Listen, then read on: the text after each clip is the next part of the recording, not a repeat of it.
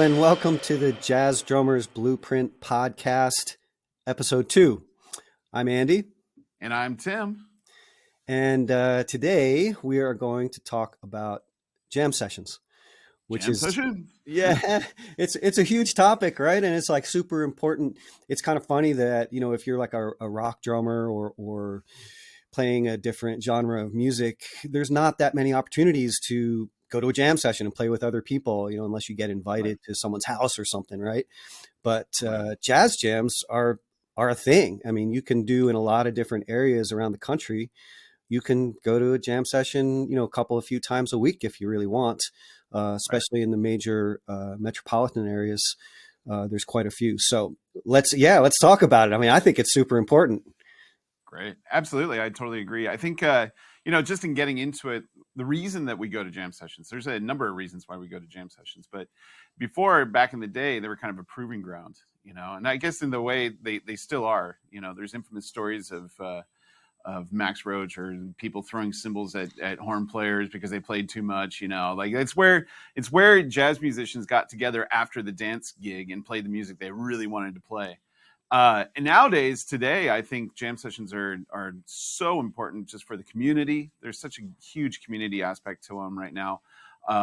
There's also, on top of that, so many people get stuck in the practice room, right? So if you're stuck in the practice room and you're never able to get out and perform and play for people or with people, then what are you doing? That's not how music is supposed to work. Music is very communal. So yeah, just a couple of things to kind of talk about with that. I think, you know, those are really important reasons to get out to the jam session. And then there's, you know, what you need to do when you're at the jam session. So Andy, you're kind of the master of the jam session. You've been playing a ton and hosting here and there and doing all that stuff. What would you say about jam sessions? Yeah, for better or worse, right? Let's start with like etiquette first, right? Like as a drummer coming to a jam session, like first, and I know you've talked about this a lot too. You don't always have to go to the jam session and play the very first time you go, especially if you're a newer player. Maybe you're a little bit nervous. Going and like checking it out, you know, just watching and see what the level of the players is, see what the tunes they're calling. You had even mentioned this before, you know, bring a pad and a pen and write down the tunes that get called, because they do tend to call the same tunes, you know, week after week. Yeah, there's some different ones, but there's also some similar ones. So it'll give you an idea of the tunes to listen to and practice. Bring your sticks. Yeah, don't use the house sticks. The house drummer's already providing so much. Don't not show up without sticks. Always have your Yes. stick. There's a certain jam session in Southern California. I won't name names, but if you go there without your sticks, you will get an earful from the house band drummer. So I yeah, think there's bring a your lot sticks. of jam sessions Yeah. all over the place that are like that, actually. You Yeah. know, another thing, going back, kind of instead of like just saying some of these things, one of the other things I would recommend is really making sure that you introduce yourself. If you do have an idea that you want to do this, right? So maybe you don't want to play that on that first time that you go, but still introduce yourself to the band leader and say, hey, you know, I'm interested in playing this session.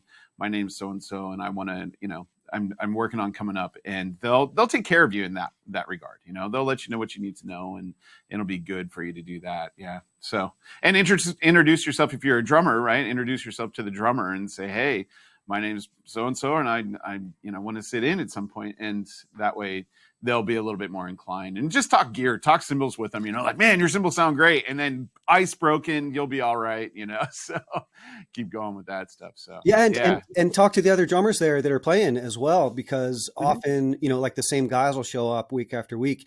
And if you can kind of get to know them, it's like a little support network. Most of the ones I've been to have been super supportive. You know, you're really nervous when you first go. You don't really know what to expect. You're scared. You think you're going to get vibed off the stage or whatever. And, you know, I think that does still happen sometimes, but Oh, absolutely. I think most of the time it's a lot more like laid back. People are going to give you a chance. If you're fairly new, and you can tell them that too, you know, it's like, hey, this is my first jam session. Nobody's going to give you a hard time for that. They're going to let you play.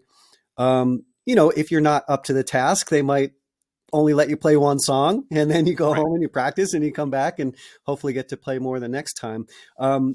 Again, sticking with the, you know, a little bit of the etiquette thing too, is I would recommend, don't move any of the gear on the kit, like really try Never to, touch it. yeah, play it as it lies.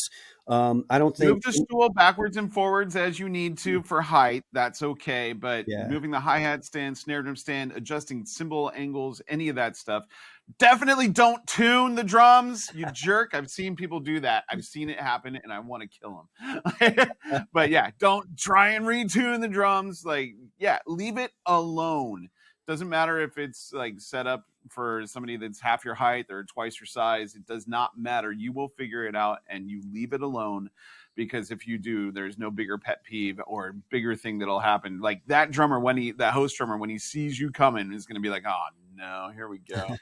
So you don't want to be that guy, right, Andy? Yeah, definitely. And I would say, like, if there's something that like you really, really have to move, like there's no way I can play this drummer's kit with the cymbal up, 1980s style. I don't. Ask. I can't think of a scenario. Yeah, you can ask, but I can't think Yeah. of a scenario where where something's where you can't reach it or can't play it. I mean, like if that's the case, just play brushes on the snare drum. Yeah. Like just figure it out. Like if it doesn't work for you, just it's not your kit. It's not your stuff. Don't touch it. It's that I'm strict on that. Well, I'm like that with my students that come into my studio. It's like, I know I set up different than you, but you're going to have to deal with it. Like that's just how it is. So I don't know. I'm a very big stickler on that rule. On the few times that I've hosted jam sessions or am the house drummer for that stuff, I just bring my stuff. Think about Jonathan Blake, right? Flat earther Jonathan Blake. Like he's got everything super flat and super low. And when he hosts a session, that's where it stays. And people have to go up and play Jonathan Blake's setup. And you know what? It'll work. You can get through it. So yeah. No, I think another thing. Oh, go ahead, Andy. I was going to say, it's not the worst idea, if you know you're going to go to a jam session, to move stuff around on your own kit, put the cymbals higher, put the cymbals lower, just to Right. make sure you could deal with it. There's not too many parameters that you have to move. I mean, if the toms are in really weird spots, just don't play the toms that much. Right. There's Yeah. lots of different ways to kind of stay comfortable. And you do the best you can, and that's kind of the whole point, right? You do the best you can with Absolutely. what's there. Yeah. On top of that, I think other people's setups inspire you to play differently anyway. And so, a jam session is a good place to experiment with what you're capable of doing. And when you have another person's setup that's maybe unfamiliar, but maybe inspiring in a weird way, it'll make you play differently. And I think that that's actually a really cool thing, to tell you the truth. Like it's a lot of fun to play on other people's kids and see how they're doing it, because like it doesn't work for me, but it's fine. So another thing that we should talk about, again, we kind of touched on it earlier, is the reasons that we go to jam sessions, right? So I would say that one of the big reasons that you want to go to a jam session, it depends on what your level is, right? And where you're at. So if you're somebody just getting into jazz, you're knocking on the door, you want to go to the jam session and you want to learn how to play with people, right? So that's your proving ground. That might be your only opportunity to play with other people. And so that's a great opportunity. In that situation, that's what we were talking about with, taking notes, thinking about the tunes, meeting the band leaders and all that stuff. You want to meet all those people, and you want to be prepared for when you feel ready to play, right? So you have to go and you have to be part of the community first, and then you play. Once you're past that, if you're on the level where maybe you just moved towns, and Andy can speak to this one again because he just moved from Los Angeles to North Carolina, right? So maybe you're going to a jam session and you're somebody that's been playing for a long time. You need to go to jam sessions to establish your community, get in there and let people know, hey, I'm here. I moved from here. I'm a player in the scene. And what has that done for you, Andy? What has been going to these jam sessions in North Carolina? What has that actually done for you while you're in your transition move across the country? Well, it's allowed me to keep playing with people, right? That's the number one thing. Before you get in a position where you can get regular gigs, you can go to these jam sessions and you get to play. Depending on where you are, maybe there's a lot of drummers, maybe there's only a few. I've been lucky enough to go to a lot of jam sessions where maybe there's only like two drummers, and if it's 2 hour jam session, so I might get to play for an hour. It's fantastic. Yeah. It's kind of like playing a gig. But then there's been others where there's been like 5 or 6 drummers where, you get to play a couple tunes and that's it, which is fine too, because then you get to hear a lot of the other players and that's super fun. So getting to play, learn, playing with new musicians, which, like you said, playing on a different kit makes it so that you play differently, but playing with other people makes you play differently as well. And that's one of the things that's really exciting about jazz, right? I mean, you're playing with other people, you're playing off other people, you're listening, you're reacting, and somebody might play so differently than anyone you've ever played with before that you play something different that you never thought you would play. And then you're like, Right. whoa, I did that. Wow, that's really cool. Yeah. It might not have happened if you didn't get to play with that person at a jam session.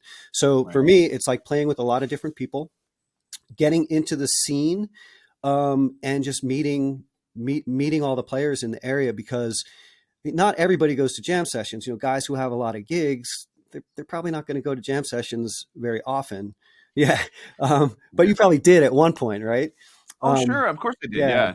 Yeah. But the cool thing is too, is at least around here, the really good players will get hired to play house band for the jam sessions, and it usually will rotate a little bit. So you might have like one guy that's the same all the time. You might have a different bass player every week or a different house drummer every week, and you get to meet these, the higher level folks, even if they're not the ones coming to the jam, they're paid to be there, right? So Right. that's really cool. So I've met a lot of some of the top level players, and you get to play with them. And if you're a decent player, they appreciate that. And then, hey, Oh, yeah. that person. And then the goal, of course, there is eventually you hope that they will at some point call you for a gig. It's like, oh, I Right. remember I played with that guy and he gave me his number and let me find it. And hey, yeah, I'll give him a shot. And that's kind of, I guess that would be the top end goal, right? Of going to the jam Right. sessions. So the And networking, right? yeah, That's the other, that's the next like reason. That's the real reason. It's the community and the network, and learning how to do that effectively. But before we talk about the networking, let's talk about today's sponsor, the Jazz Drummers Blueprint. So the Jazz Drummers Blueprint is an online mentorship course that I run. It's been going on for about a year and a half, and it's been one of the most amazing things that's happened in my life. We are currently enrolling up to 5 to 10 new students. So if you feel like you're so inclined, check the link below, and I'd love to talk to you about joining the Jazz Drummers Blueprint. All right, now let's get back to the networking aspect of all of this.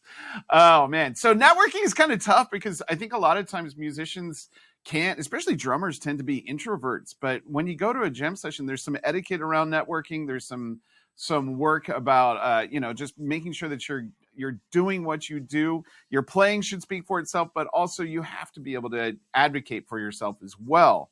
So, Andy, do you have any tips on networking at jam sessions? yeah, and it's funny because I am totally an introvert. Like I remember the first couple jam sessions I went to, I was terrified. I didn't want to talk to anybody. I just wanted to get up and play. But it's funny because then when I did play, all of a sudden I was excited to like, talk to the people that I had done that particular tune with. And then I think it's best to, if you're trying to sell yourself, it's kind of a bad way to think of it, but Well, I it's mean, that's yeah, what it is, you yeah, know? but you got to make it soft because you want to make it like you want to talk to everybody, you want to introduce yourself, you want to be complimentary to them. Uh, you know, hey, I really enjoyed playing with you. You sounded great. Thanks. My name is so and so. And that's really all you need to do at first, I think. I would like to throw in a little extra thing that you can do, especially if you're talking to other musicians. Like when you play with like a trumpet player or a saxophone player, ask them about their instrument. Yeah. So the number one tip to networking, getting people excited about you, number one, you got to play. You got to be able to play well, right? So if you know you're playing well and things are good, your playing is going to speak for itself. And then when you do go in there, you introduce yourself and say, "Hey man, that was a lot of fun playing with you. I really dug that. What kind of sax is that? Your tone sounded amazing." Get them talking about it, be like, yo, are those, did you just change your pads or something? Couldn't detect a single air leak, you know? Like, what kind of mouthpiece is that? Your reeds seem really soft. You know, if you can speak their language, then they'll be like, yo, that guy knows a lot. That's cool, you know? And they might remember you a little bit more too on the next one. So yeah, if you can say, go up to a trumpet player and say, man, your mouthpiece looks sick. What is that? That's It's a really good funny, but secret. it's That's true. like yeah, brass players will love to talk about their mouthpieces anytime. I guarantee it. I've As heard them much as talking about drummers it. It's like to like, talk about wow, cymbals. yeah, Yeah, it's so exactly, true. You exactly. can, and guitar players, you can be like, yo, is that what kind of guitar is that? And then as soon as you say that, it's over, you know, like that's the only people that it doesn't really work for are bass players. Cause they're you'll ask a bass player what they got and they'll be like, I don't know. Or this, oh, it's the bass I've had since I was, you know, my teacher gave it to me in 1852. And, you know, like, so it's kind of cool. Bass players are generally okay, but they're less gear people. Like those tend to be less gear people. And then piano players, they never have any gear. So I always actually with piano players, I always make a joke. I always say, hey man, do you need any help packing up your stuff?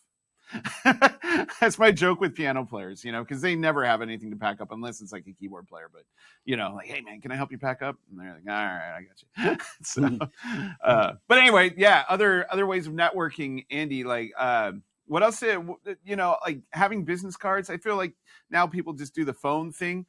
If you do the phone thing, you got to text them right away.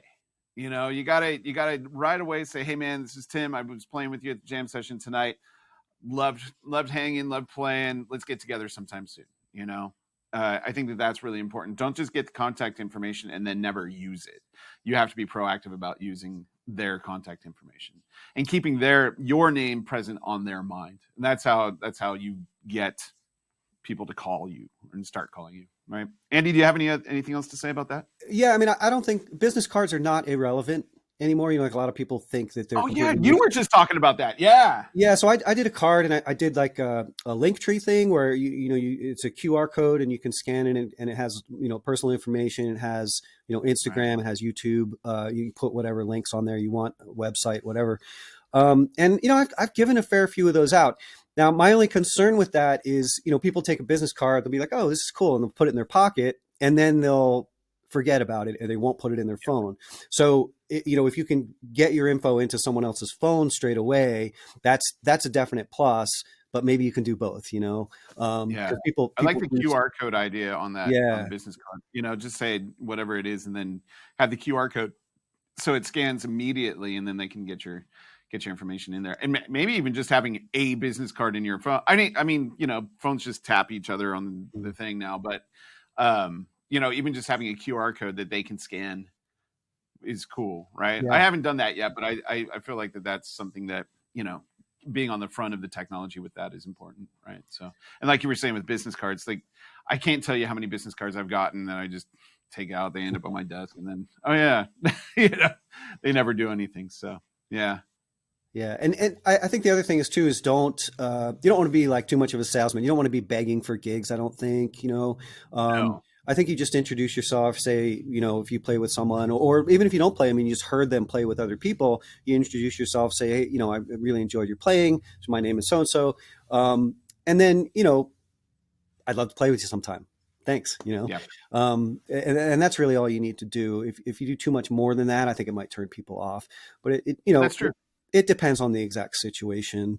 The other thing is have something to offer the other players besides just your playing. Like if you're especially if you're new to a scene and you want to hustle things, you have to put a gig together. And when you're at the jam session, you can hire the other players for gigs and that or the players that you meet, find the best players that you want to play with and just put a gig together that would pay them a decent amount of money, whatever that is for your market. And then you can start hiring them. And then the networking really starts to happen because like if you have something to offer them, then the likelihood of them calling you is going to be much greater. Right. So oh, always think about that. What do you have to offer besides your playing? What do you have to offer the other musicians?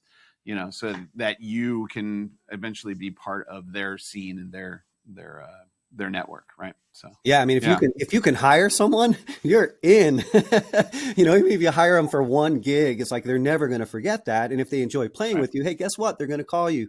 I was going to say too, outside of gigs themselves, oftentimes going to a regular jazz jam session is kind of like an into getting invited to a house jam session.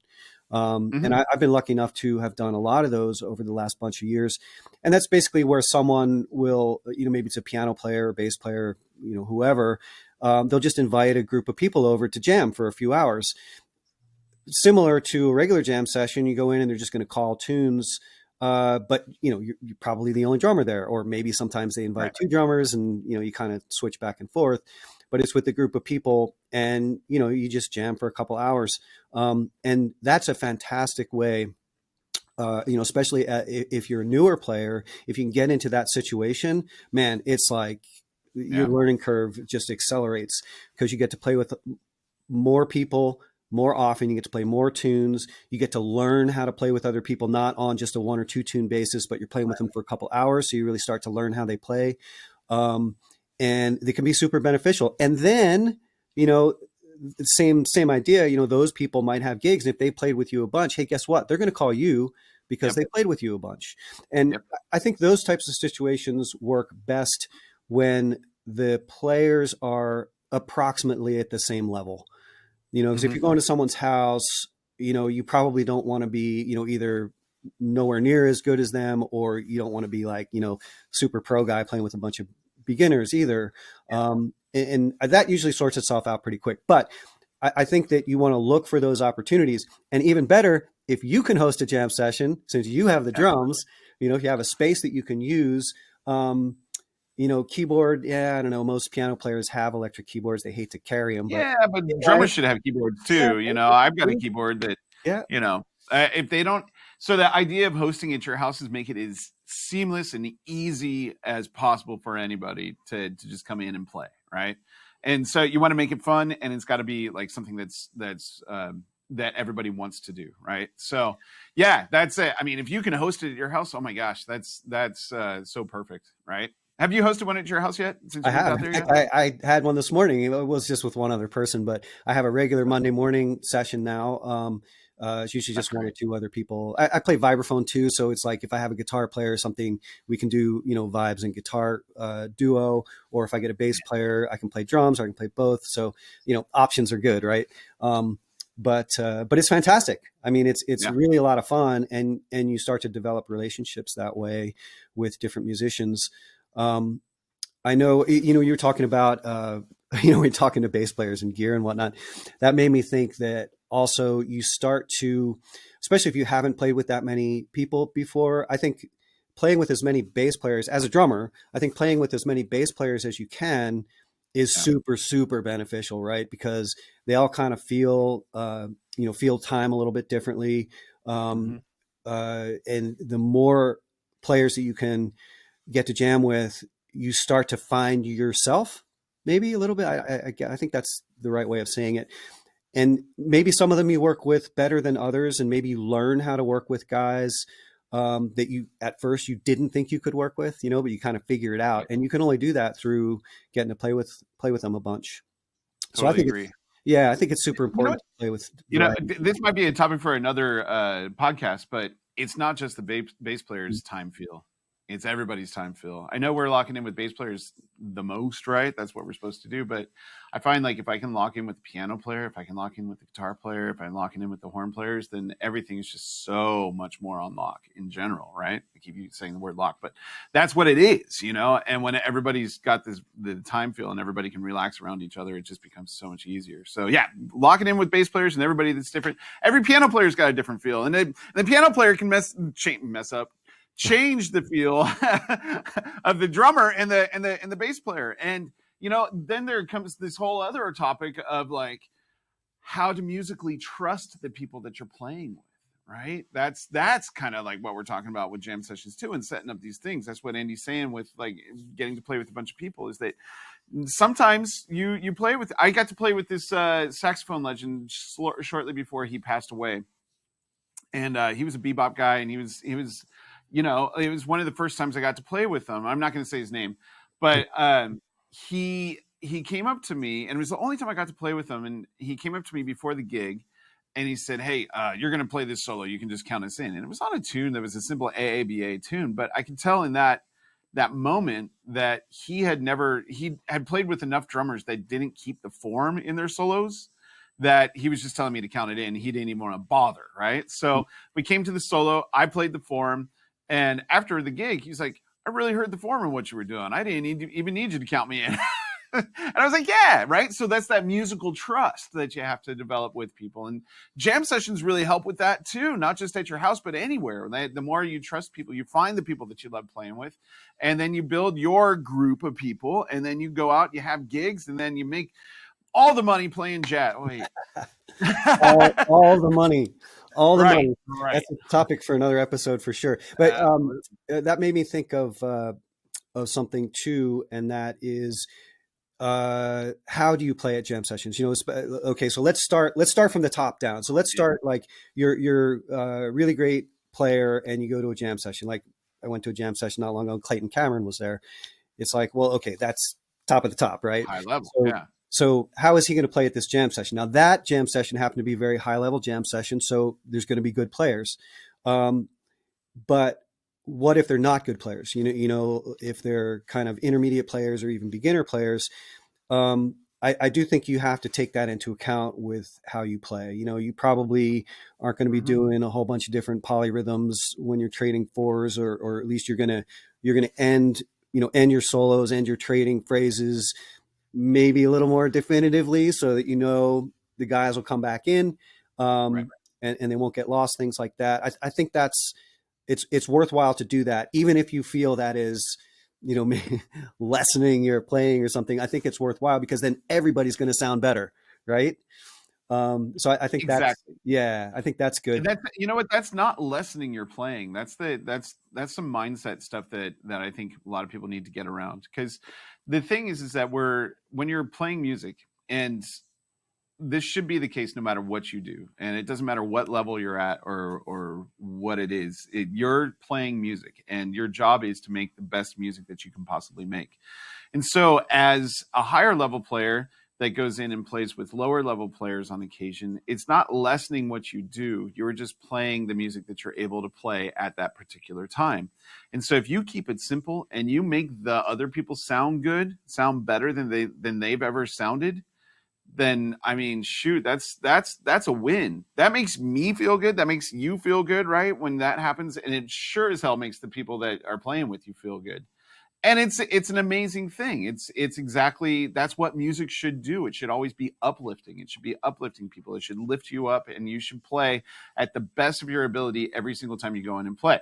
That being said, also, if you just happen to be a horn player, which I doubt you are if you're listening to this, but like if you're a horn player, don't do, if you're leading a jam session, or if you're up there and it's horn solo, horn solo, horn solo, guitar, bass, drums, and then back, right? Don't do that on every session. Like, keep the solos short. You don't always have to take a solo. Drummers, we don't always have to take a solo. You can say no. Also, if you're a band leader or if you're a horn player, pay attention to the rhythm section solos while they're playing. Don't go to the bar when you're done. Also, same thing with horn players, because this doesn't work for us because we're playing the whole tune. Don't be out with that horn player that waits until the melody's over, goes up, plays their solo, then comes back down and goes to the bar and gets a beer, and then you might play the melody at the end. Never do that. The other etiquette thing that I forgot to mention, I'm going on rants. The other etiquette thing that I forgot to mention is there's usually a house band set. Go to the house band set. Don't show up after the other set. Don't show up after they're done, especially if you're new to the scene. Go to the house band set. Listen to it. Compliment the house band on how good they sounded.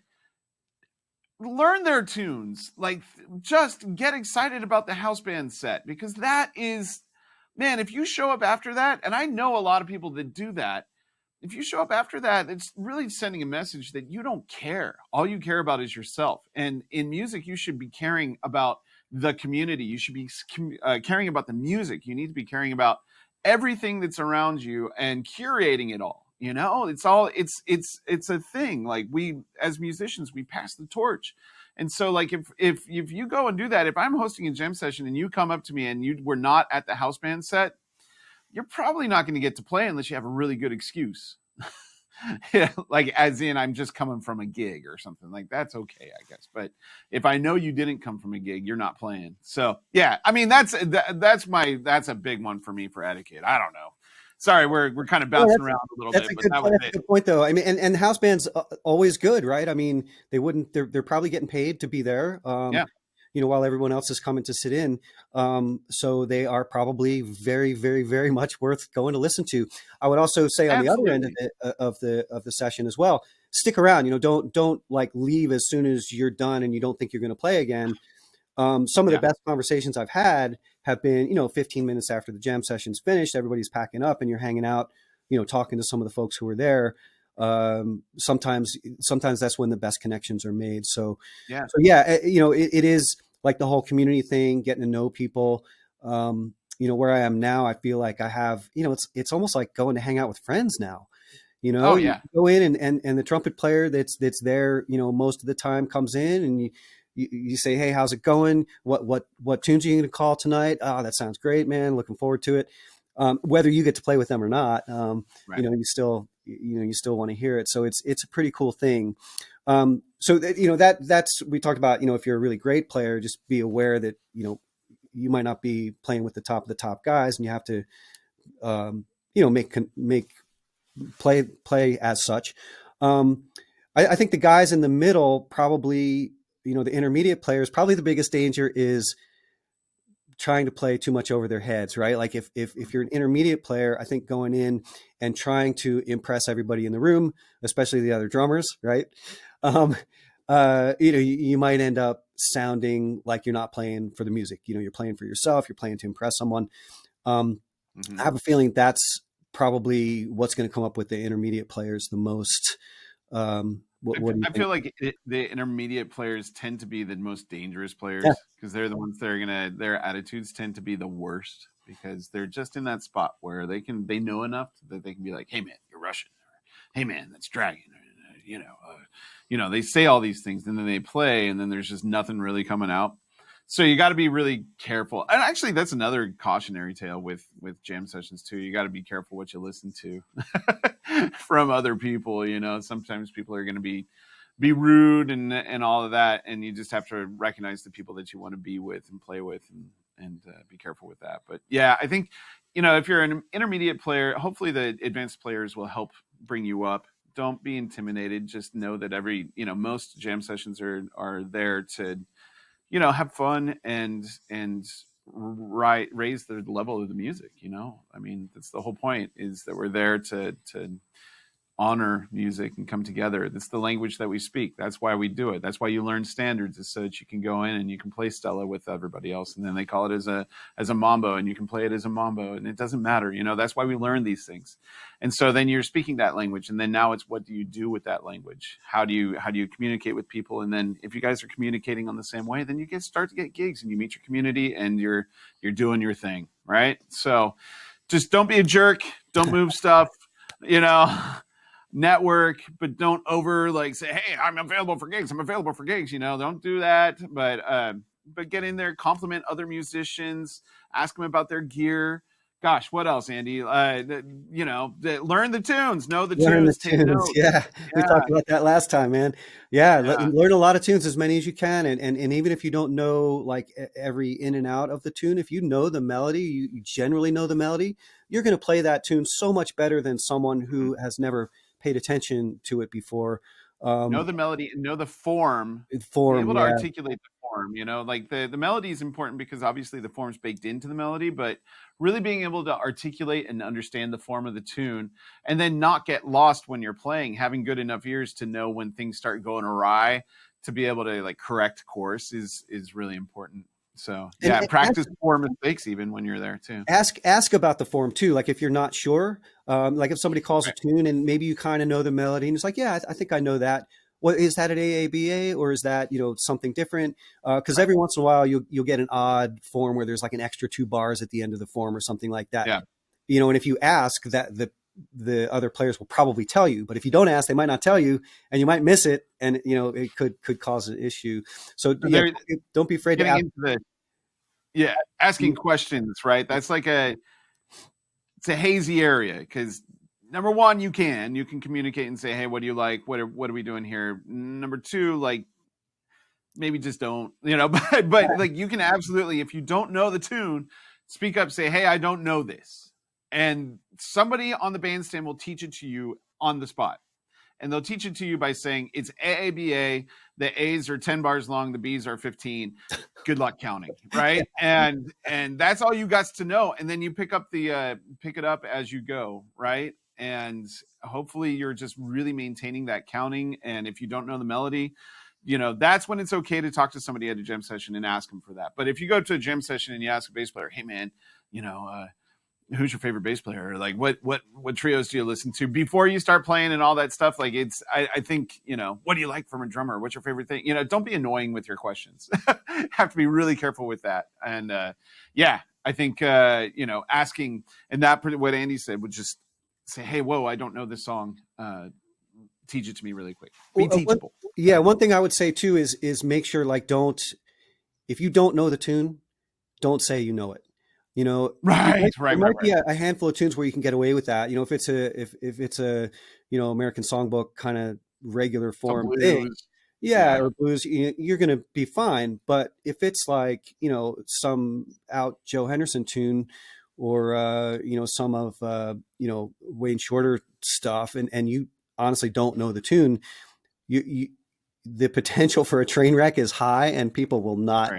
They will not like that. So you're better off to say, Speak No Evil. Yeah, maybe I've heard it, but I don't really know it. I'll tell you what, let somebody else come up who knows it, and I'll play the next tune. And people will respect you for that. They will say, oh, okay, well, that guy, had enough common sense to know that he was not going to help that tune. So come up later and play something else. Yeah. Right. And so, and then, okay, so then that leaves you in danger of being the drummer that has to play the ballad too. So if you are the drummer that has to play the ballad at a jam session, play the crap out of that ballad. Don't be a jerk. You're not going to get a solo. You have to still play music. Like, I know it's not what you want to do, and I know it's not fair because everybody else gets to play a really great solo, but you still have to play the ballad. Somebody's got to play it. Make it sound great. I'd rather play the ballad when I go to the jam session because I want everybody else to sound really good. It's an opportunity to make the music really sound great. The more selfless you are as a player, especially as a drummer at a jam session, the more likely you are to have your music and your playing speak for yourself, right? So I know the time's getting kind of long on this one, but we could talk a lot on this one.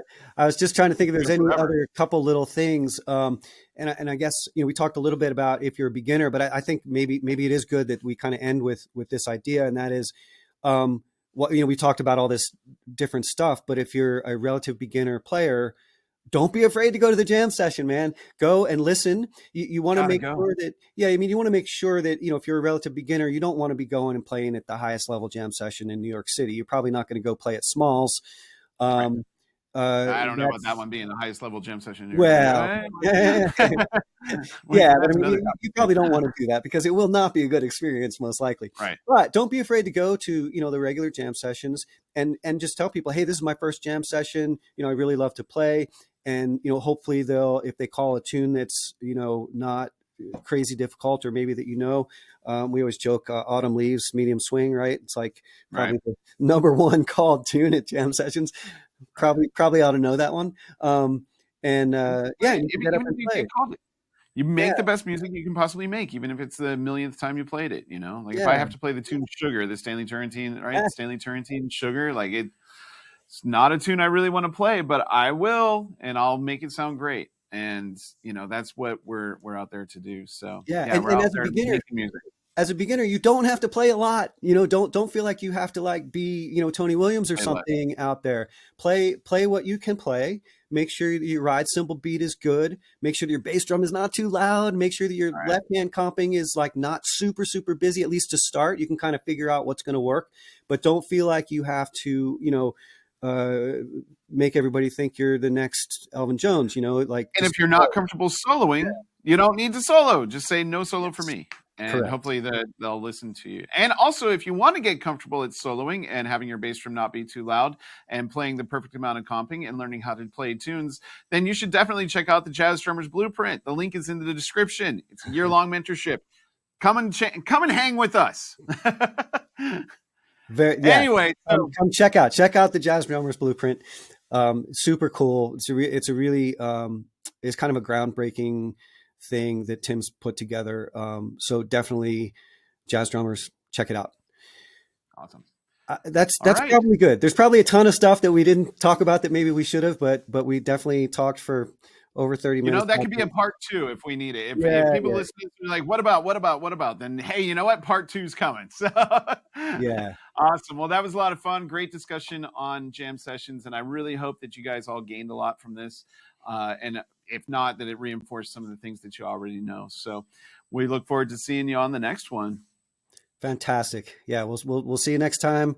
Thanks, Tim. And Thank you, Andy. we are out for now. All right, bye.